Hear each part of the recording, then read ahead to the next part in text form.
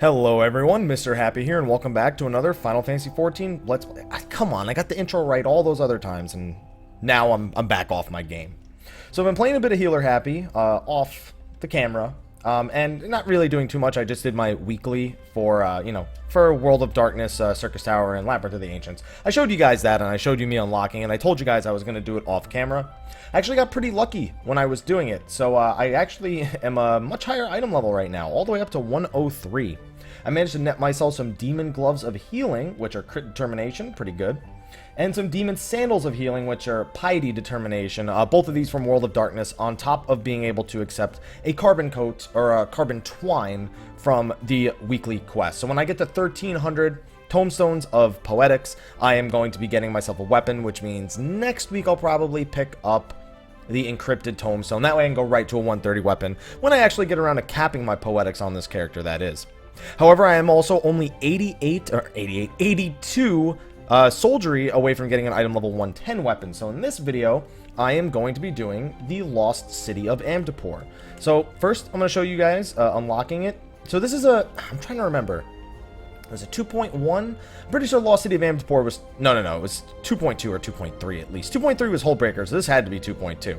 So basically, after you hit level 50, you'll be able to grab this quest, One Night in Amdapor, and this will help you unlock the Lost City of Amdapor, which is, by the way, a much different dungeon from Amdapor Keep. They share the same lore, they share a lot of background, but other than that, they are two completely different dungeons. Realistically, I should probably spend the time in this video doing Amdapor Keep hard mode so I could get some more Poetics, or Wanderer's Palace hard mode so I can get some Poetics, but I'm going to grab that weapon before I move on up to that kind of stuff, because we're going to start doing extreme primals on this character as well. Odin will probably be the first one. That's not really an extreme primal, but Odin will probably be the first more difficult primals of the bunch, just because that's a really healer-intensive fight, so doing it from a healer perspective is definitely good. And I remember the first time I did Odin, I think I had a Thyrus. I actually think I used a Thyrus. You don't really need to be that super well geared for the fight, but considering that's one of them that I'm going to be doing in the Duty Finder, yeah, we should probably not take our chances. From turn 5, and also that way I can do turn 5, turn 6, turn 7, turn 8, turn 9. I'm going to probably do one video of me Duty Findering turn 5, and then I'm probably going to, grab a few friends and show the way the fight's supposed to be done properly. Because as fun as it is to see the Duty Finder kind of, have its own woes, at the same time, people want to see this character beat it. So I want to make sure that both of those things are properly taken care of. I'm going to try to beat turn 6 and 7 in the Duty Finder. I've actually had good luck with that in the past with those specific turns. Turn 8 and 9 are a totally different story when it comes to that, though. And hopefully I'll be able to get the right item level to do Final Coil soon enough. I kind of forgot that the Final Coil of Bahamut turn 4, aka turn 13, actually has an item level requirement of 123, so I'm actually going to need quite a bit of World of Darkness gear before I can get to that. But remember, a lot of this stuff is not mandatory. We've been going through that. The next Primal I'm going to have to do for the hard modes and the story and all that. So we're going to get back on track with completing the 2.55 main story in a little bit, just taking some time to unlock and enjoy all the variant content, work on unlocking my duty roulettes and stuff like that. Eventually I'm going to be doing a lot of this stuff on Scholar too, so you'll be able to see both perspectives. But anyway, just unlocked the Lost City of Amdapor. Let me find it right here. There it is. Item level sync of 110, 40 soldiery, 15 poetics. Let's join in, and hopefully we can get a queue for this fairly shortly. So a lot of people have actually been liking me going through all the dungeons on Healer Happy and really enjoying seeing me kind of duke it out with the controller. I really have to see if I can get used to the controller when it comes to like real raid instances like turn 5, turn 9, turn 13. Just because it's really unfamiliar territory to me. Like, even after all this time, I only use the controller to record or play this character. Like, even when I'm streaming on this character, just doing the things that, I don't need to necessarily make a video about. Like, you don't need to see me doing my weekly for World of Darkness, Crystal Tower, and Labyrinth of the Ancients. Like, that's not something that needs a video made on it. But even then, it's still, like, at times, it just feels off to me, because I just don't use it enough, which is really all it comes down to. I really want to be able to do those things on the controller, and I think I won't have an issue with it. Turn 13 is the only place I may or may not have an issue with it. But it depends. I'm just going to do my best with the controller with this character. I may even transfer this character over to the Behemoth server, because some of you may or may not know this, but I'm actually a member of a network called the Dream Network. We have forums. If you watch my other videos, you know this definitely. You know, we have our own forums. We have our own website where you can see if a bunch of different streamers are live regarding Final Fantasy XIV or other games. Most people play Final Fantasy XIV, but they do occasionally, you know, break off, play other games. We have game nights once a month or something like that, depending on how scheduling ends up working. And almost everyone on the Dream Team is on Behemoth or has at least a character on Behemoth. And I'm one of the few people that doesn't have it. So, yeah, they really want me to do it. I started streaming on a character that, you know, they're level 10 on Behemoth right now. And I'm like, oh, I don't want to level another character. And it's a Marauder, too. Like, don't get me wrong, I want a tank, but I don't want I just don't want to level a brand new character. You know, all this stuff that we've had to do? It's great if you're a new player and you're trying to learn all this stuff, but this is like, that'll be the 4th or 5th time I've had to do that. I think only the 4th time. I'll have to level a character to 50, do all the cross-class abilities. It's like, oh, I don't want to do it. Don't make me do it. I don't want to do it, guys. Don't make me do it. Please don't make me do it. But anyway, I'm going to go AFK real quick until this dungeon queue decides to pop. So I'll see you guys when it pops. Be right back. Alrighty then, there is our queue pop. I was just playing myself some Final Fantasy Record Keeper while I was waiting. Doing that Aerith event on hard mode. Come on. Yeah, there we go. And we had a relatively painless queue, at least for the most part. So, welcome to the Lost City of Amdapor. Quite possibly my favorite dungeon. If anything, just for the music. I love this dungeon's music. I really, really do. Alright, so it looks like we have a relatively newer Dragoon. Oh, or he's got a Spirit Bomb potion on, so it's hard to tell. Is that a Spirit Bomb potion or a durability potion? Let's find out. No, it's a durability potion, yeah. So he's like a really new player. Oh, second time here. Oh, it's a second time here. I'm the first time bonus. Oh, he said first time was a failure.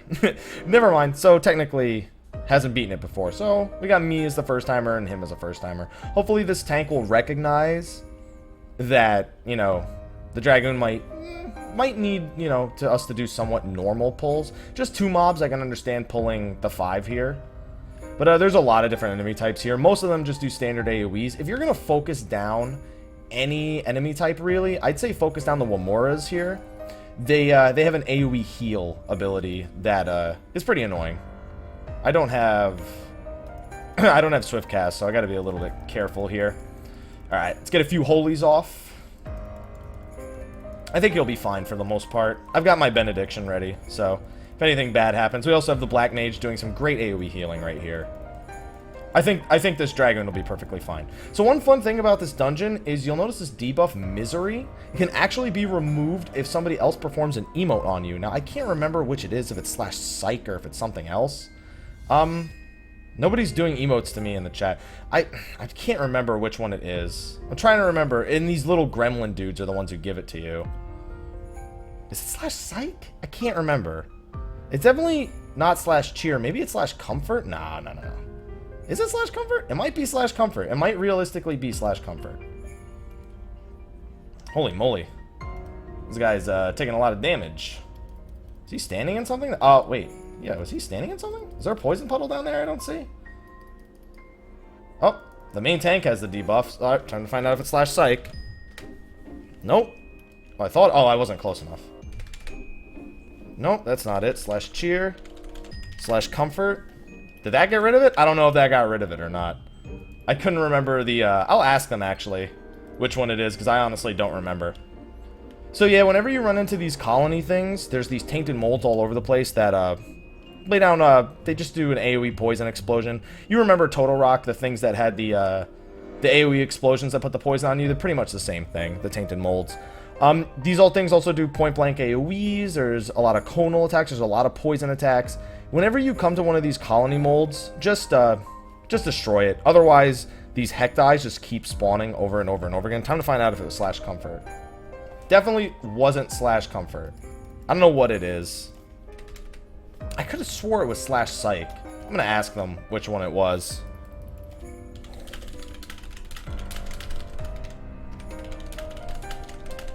I said, which emote does it again? Been too long. And I guarantee you I get no answers. Which is not what I was hoping for, but still.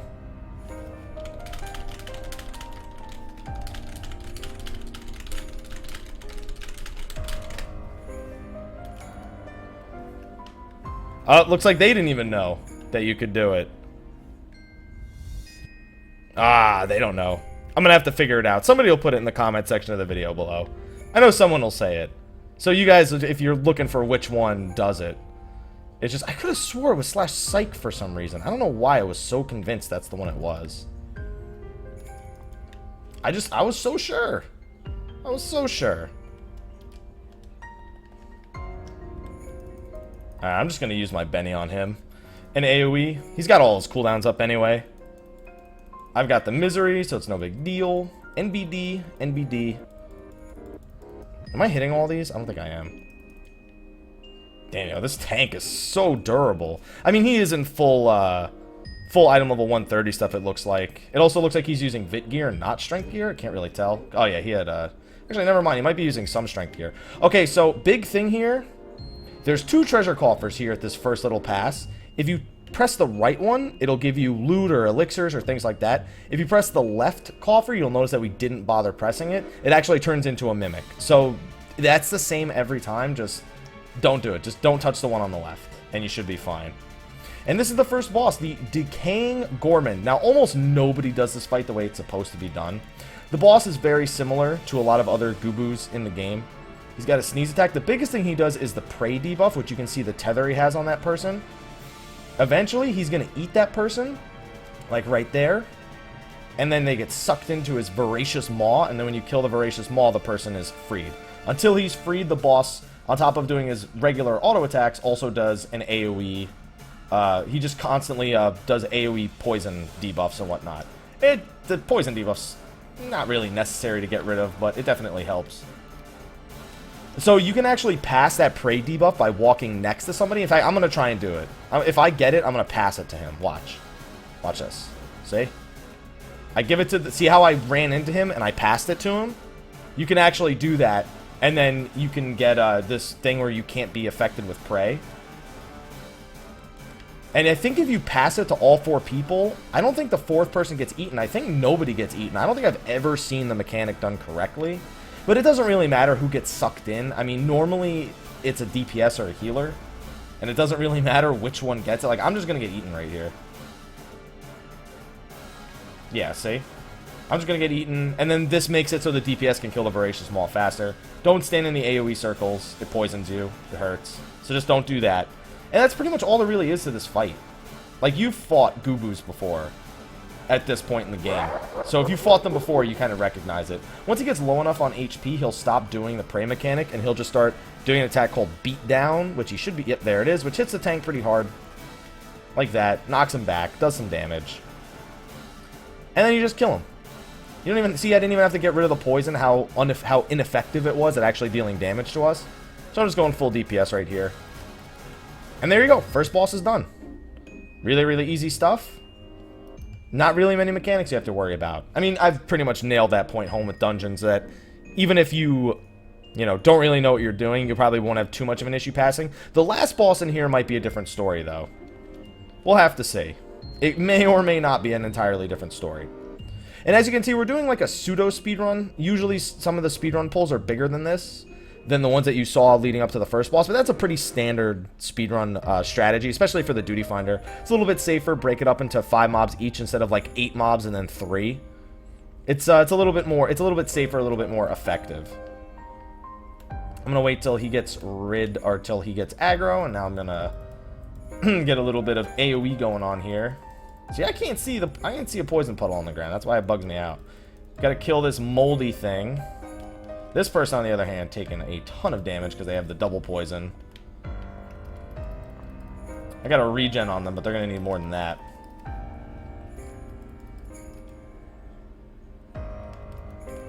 Alright, I'm just going to Medica 2. Whatever. Medica 2 and we're good. Break that. It also opens the door to the next part. And they're just going to kill everything else. The Wamora Campa don't do anything special. They have a fireball attack that does some damage, and that's all you really got to worry about from them. See all that AoE like light that just came from the regular Wamura? That's the AoE heal. So if you take a really long time, like if you don't have good AoE and you try to AoE everything down anyway, and everyone's out of TP, and you're just not doing enough damage, the Wamura can out heal you pretty effectively. Especially there, if you do the first pull, like a really, really big pull, and there's 2 Wamuras. Oh yeah, it becomes troublesome real fast. I don't know. I don't remember there being poison puddles for this part, because it looked like people just had persistent poisons. I don't remember that, but just heal through it. Look out for it. This part, on the other hand, there's absolutely persistent poisons. When you approach this, flies are going to spawn, and there's going to be these poison paths on the ground. You see, we just run through the poison paths just for the speedrun's sake. You don't have to do this. These gadflies also have cone attacks like that you just saw. If you get hit by those give you a poison debuff as well, which I can very luckily get rid of. Oh, okay, so there was a poison. Okay, so they weren't standing in a poison thing. There were just 2 different levels of poison that were in there. Huh, for some reason. That slipped in my mind, but a lot of things have slipped my mind. They can also, the gadflies can also shoot AoEs at the group. So if you're all stacked up, it does a lot more damage. So the fact that I'm standing here AoEing is actually, there it was, Curse Sphere. Actually means that if they start targeting us with Curse Sphere, it'll hit us a little bit harder. I actually shouldn't have Medica-2'd there, because these things will probably die before his Medica-2 wears off. Why the hell am I examining you? I didn't mean to do that, man. I'm sorry. Yeah, this Medica-2 still lasts for another 20 seconds, so probably shouldn't have done that. Should have just thrown a regen, or just done a Medica. There's no need for the Medica-2. It's so much overhealing. Same deal here. The coffer on one of these is a fake. One of these becomes a mimic. The one on the left is the real one. The one on the right is a fake. It's always the same every time. This is the final speed, like big speed run pull that a lot of people do. At this point, people kind of like change the strategy for it altogether. And basically, you just run past everything, grab all the Hectides, grab all the Gadflies, AoE it down, and kill the colony. This can actually, if you're a tank and you don't use cooldowns here, it hurts a lot. There's a lot of poisons that get passed around here. And you really want to kill the mold colonies as soon as possible. The Hectides can also make for a big problem because they have their AoEs. We killed the mold colony, so the Hectides will stop spawning. But I'm almost out of MP, so I actually need to get in here and do a little bit of work. Alright, this is my last holy.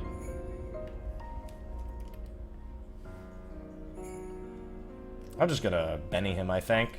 Well, we'll see. I think I'll just Benny him. Yeah. See, he's good. I have more than enough MP to just finish this. I just gotta watch my MP usage at the start of the next fight, and everything should be good old dandy. I was about to say good old dandy. I don't even know what that means.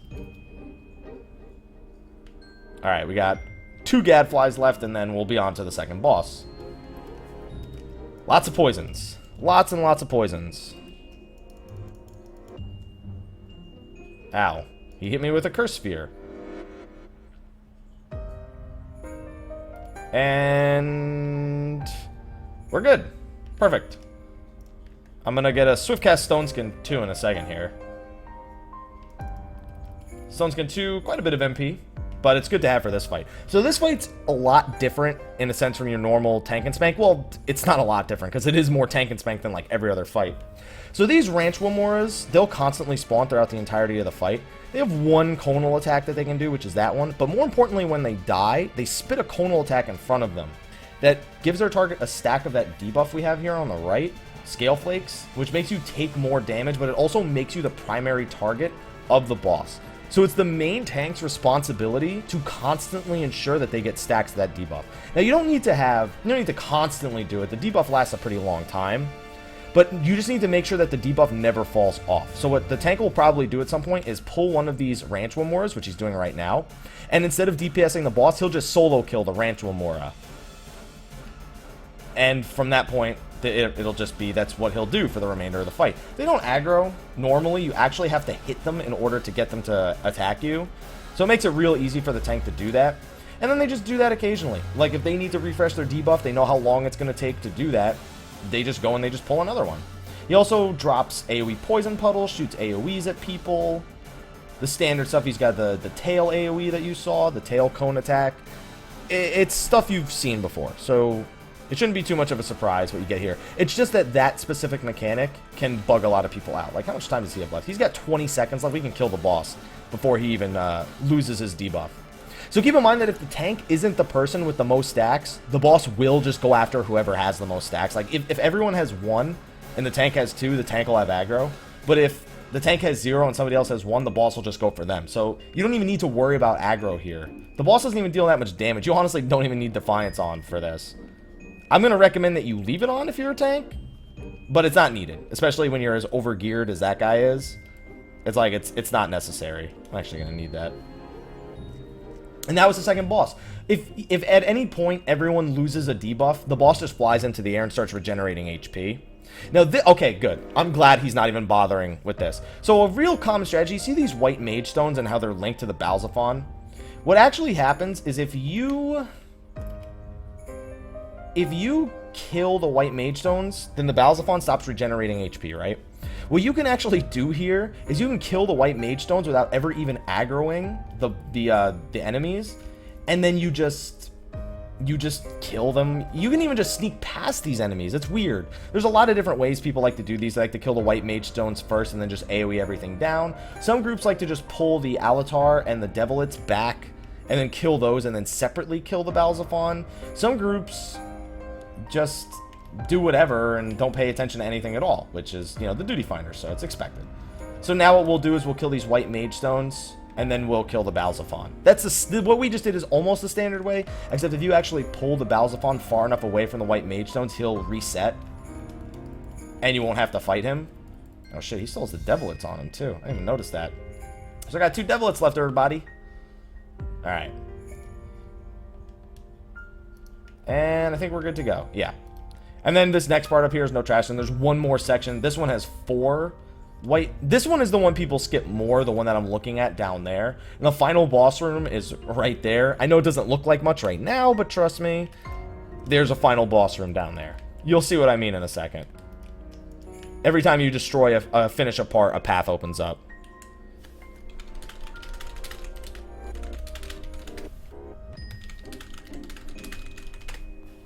Yeah, he was just asking if we can still sneak around the next part. Because if one person messes this up, then we're doomed. So I'd recommend we just do it the normal way, which looks like that's what he's doing. See how he pulled the eyes separately? Yeah, you don't have to pull the Balzaphon in the middle. So he pulls the eyes, he then pulls them back, and now we're going to AoE them down, and then we're going to kill the Balzaphon and the white mage stones. These dirty eyes hit really, really hard, by the way. So do not underestimate how much damage they deal. He's trying to pull them up a little bit more so he can safely get in here. Not really needed, but I do appreciate the way the tank is trying to handle it. And I really appreciate that the tank didn't immediately just assume we were sneaking past these things. He asked if it was even possible still. And then I said it is, but like with the first timer, or, you know, it's just a pain to do. We're better off just killing it. You need 4 people that have done it before, because even if you show somebody, it's really, really easy to aggro them. We're better off just not doing it that way. I'm surprised he's not generating aggro on the Balzaphon. Is he getting Paralyzed 3 cast on him? Yes, he is. Well, I guess if nobody's attacking, but as soon as I go to remove this shit, then yeah, I pull aggro. And then that's 3 Mage Stones down. That's about to be 4 Mage Stones down. And then it'll be Balzaphon, and then we'll be on the final boss. Now, some of you who played Final Fantasy VIII, you're going to recognize this final boss right here.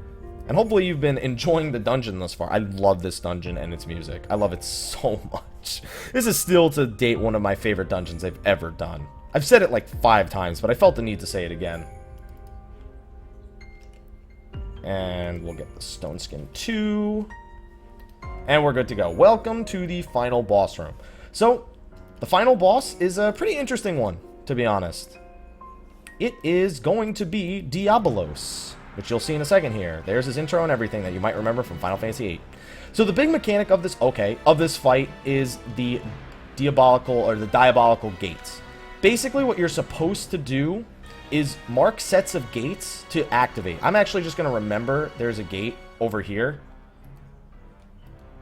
I got the first. I'll just say I got first gates. These 2 right next to each other are actually matchers. So what you're supposed to do at the start of the fight, as soon as you pull Diabolos, you're supposed to assign somebody to be on gate duty, which means that whenever he goes to the middle of the room and begins casting a ruinous ruinous omen right here, that you actually open the gates at such a time that you'll be sucked in, and you'll avoid the attack completely. So see how he's casting Ruinous Omen in the top right?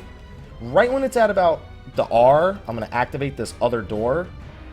We're all going to get sucked in because the doors match. You need to make sure both the doors you open actually match, otherwise it doesn't work. And then it'll slowly put you in the void, which will allow you to avoid this attack. Get it? Avoid this attack. Now, honestly, I don't remember any of the other gates, so at this point, you just need to Zerg the boss down. He also has some other attacks. Nightmare is one of his most dangerous ones. We're really supposed to stun that. I actually didn't take any damage, so it didn't do anything to me. And you're also supposed to pull him away from those orbs, because they just constantly explode and deal damage, and it hurts. As you can see, it also puts a slowing effect on everybody. That attack, you can just stand next to him or stand far away from him. It doesn't really matter. Yeah, we were not going to burn the boss. Now we'll be able to burn it. So what most groups will do, assuming your DPS is okay in the very least, they'll actually just do the first set of gates and then Zerg the boss down. Even if you get hit fully by the second set of gates, it's not that big of a deal. Most people try to stun Nightmare because if you don't stun it, it puts everyone to sleep, and that hurts. Because it hurts your ability to burn the boss down. So save your stuns for Nightmare. Don't use them on anything else. That's not happening here, but I'm letting you guys know not to do it. Okay, so I'm not going to activate the second set of gates because I don't even know where another set of matching gates is. We're just going to eat this. And I'm going to stone skin everyone before it hits us. And hopefully everybody keeps their stone skins, because otherwise we're going to be in big trouble. Because every time you get hit by a... Oh, he's dead. He's so dead. Every time you get hit by a mechanic, it, what am I trying to say here? Every time you get hit by a mechanic, it actually gives you a stacking damage taken debuff, which you can see the tank has 4 stacks, I have 4 stacks. This guy just died, so he doesn't have any stacks. And so it makes the healing a little bit rougher, but as long as we just kill the boss, we should be fine. We're fighting the boss a little bit too close to that little circle, so the Dragoon's getting hit, which makes things a little harder. It also makes Nightmare hit harder. You've seen, like, you can mess around with that fight a little bit and still be perfectly okay. It's a good thing we didn't Zerg the boss down through the first one, because there's no way we would have killed it. I love when you skip the cutscene and it just shows the boss, like, half there, half not. But it's a really easy boss, so just stun Nightmare, Zerg the boss down. If you need to do the gates, just remember the first set of gates. You'll probably be able to Zerg it through the second. If not, mark gates, like 1 and 2 are a pair, 3 and 4 are a pair. Those are just the most efficient ways to do the fight. But really simple, really quick dungeon to get done. I got 2 player commendations. Nice, nice, nice. And overall, hopefully that was a fun dungeon for you. I just sit there and enjoy the music. If anything, just sit there and enjoy the music. Thank you everyone for watching this video. Be sure to like, favorite, subscribe, and share. Also, I started adding cards to the top right of the video. If that's what you see, the little exclamation marks at the top right, it has things like fan funding and a link to the playlist for videos like this. I'm going to start doing that a little bit more often. I might also start editing in clips of other videos to the end of my video so you can check out the other stuff on my channel. But anyway, thank you for watching. I'll see you guys next time. And until then, take care. Oh, wait. Hold on. I almost messed up this video. I almost messed it up because you know what? I think we have enough soldiery. Yes, we do. We have enough soldiery to get our item level 110 weapon. So once you have 1300 soldiery, an unidentified elegant tombstone, which can be gotten from, I think, turn 7, 9, 6. Is this from 6? Did they add them to 6? I think they added them to 6. You get them from the second coil. I said final coil also. Second coil of Bahamut. Turns 1, 2, and 4, I think, have them. It doesn't matter. You get them from the second coil or you can get them from Circus Tower, wherever you decide to get them. You can come over here to Oriana, and you can go to Elegant Tombstones of Soldiery Other, and we're gonna buy... This isn't it. What the hell am I doing? What am I doing? And we are gonna buy... There we go. Rowena's Tokens of Soldiery. We're gonna buy 10 of them. Now, if you're a Paladin, you need 7 for your sword and 3 for your shield. But I need 10. There we go, and I have 8 soldiery left. So now that we have that, we quickly walk over here to Alina, and I think it's Curious Knickknacks. No, it's definitely not Curious Knickknacks. All right, so let's try Wondrous Sundry. Yes, there we go. Wondrous Sundries. This is how you get the item level 110 weapons. So you can see on the right, required, unidentified Alcan Tombstone, and Rowena's Token of Soldiery. I am going to get my Weathered Yagrush for my White Mage. There we go. Got the 10 tokens. got the unidentified elegant tombstone, and we are good to go. Now I have an item level 100 weapon. Very, very easy to get. But if you manage to collect a Sand of Time while doing Circus Tower, as I have done, we can make it an item level 110 weapon. All we have to do is travel over to the North Shroud and Fallguard Float, and we are going to run over to Geralt, and there's a guy right next to him. His name is Drake. We're going to talk to that guy, and we're going to get him to upgrade our weapon to item level 110. Now that I have this, I'll feel a little bit more comfortable doing certain things in the Duty Finder, like turn 5 and Odin and whatnot. You don't need these things for these fights. Like, a lot of these fights are designed to be done with much worse gear. But the Duty Finder, you always have to account for the fact that a lot of the times people don't exactly know what they're doing in the Duty Finder. It's normal. A lot of them are doing it for the first time. A lot of them are using the Duty Finder to learn these fights, and it's expected. It's what we kind of expect of the Duty Finder. But I like to do my best, whether it be having more gear or playing a role that has a high amount of responsibility in the fight. I like playing that role in order to try and ensure victory. Now, sometimes I do that. Sometimes I like to just take a backseat. I'll just do whatever it is I'm supposed to do and nothing more. Because sometimes you gotta let the other people try to take the reins and learn the mechanics and make sure they know how to do it. Because it's better for them, and as much as it might suck to not clear it right away, it's what you gotta do. Like, everyone had to do it at some point. Everyone had to learn every single one of these fights at one point or another. It can't be avoided.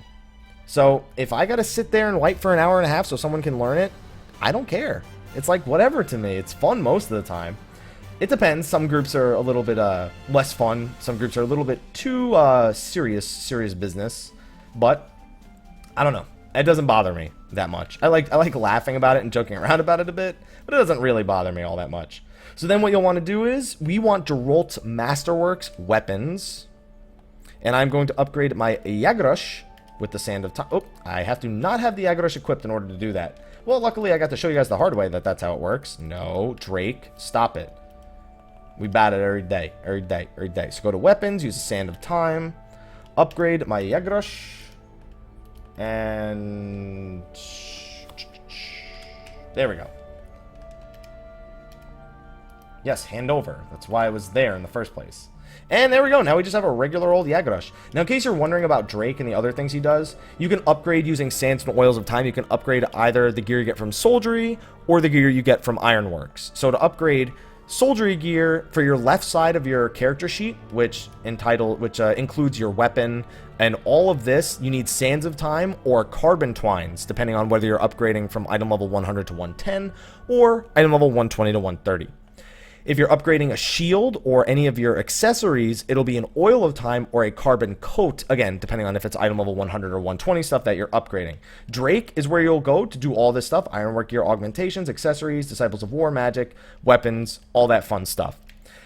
But anyway, now that I have my Yagrush, I am item level 106. What? Where am I? Oh, it's because this is all item level 100 stuff. Yeah, I didn't get any Oils of Time, I don't think. I'm pretty sure I didn't get any oils. No, I didn't get any oils. Damn, it would have been so good if I had gotten some oils of time. Well, the weekly resets tomorrow. Maybe when I do Circus Tower, I'll get lucky, and I'll get a few oils of time. But anyway, thank you for watching this video. Be sure to like, favorite, subscribe, and share again. Doing my outro again. And I'll see you guys in the next one. Until then, take care.